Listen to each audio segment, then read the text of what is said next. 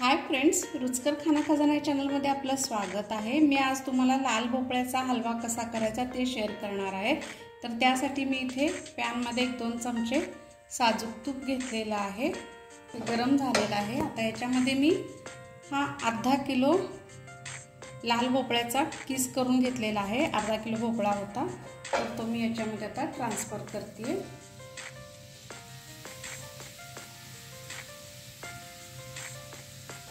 आणि हे मंद आचेवर व्यवस्थित आपल्याला तुपावर परतून घ्यायचा आहे। हा हलवा खूप छान होतो।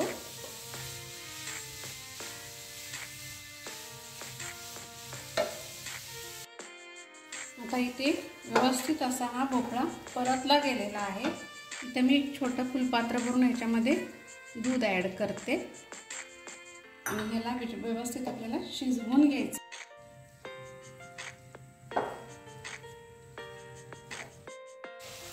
आता हे दुधामध्ये व्यवस्थित शिजलेलं आहे।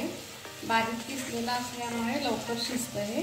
आता याच्यामध्ये मी एक छोटी वाटीभर गूळ ॲड करते। तुम्हाला साखर हवी असेल तर तुम्ही साखरही ॲड करू शकता, पण गुळाने हेल्दी होते त्यामुळे मी गूळ ॲड केलेला आहे। आणि कमी जास्त साखरेचं किंवा गुळाचं प्रमाण तुम्ही कमी जास्त करू शकता तुमच्या आवडीनुसार। आता व्यवस्थित हे पुन्हा याच्यामध्ये सगळं शिजवून घ्यायचं आहे।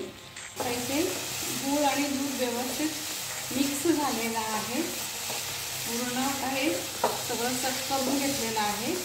आता याच्यामध्ये मी थोडेसे काजू आणि बदामाचे तुकडे ॲड करते।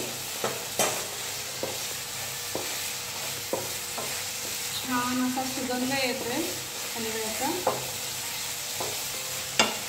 आणि याच्यामध्ये आता मी थोडीशी वेलची पावडर टाकणार आहे।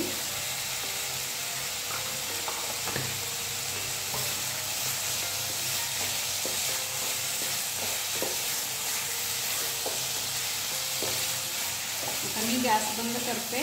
हा हलवा आता तयार झालेला आहे। चला तर आपण आता सर्व करूया।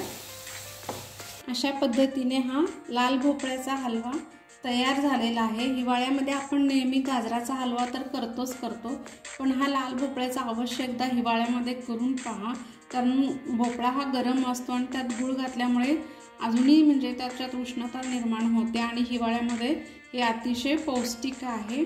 तर आवर्जून करून पहा। आणि ही माझी जर रेसिपी तुम्हाला आवडली असेल तर माझ्या चॅनलला सबस्क्राईब करा, लाईक करा, शेअर करा, कमेंट करा, बेल आयकॉन जरूर प्रेस करा। थँक्यू।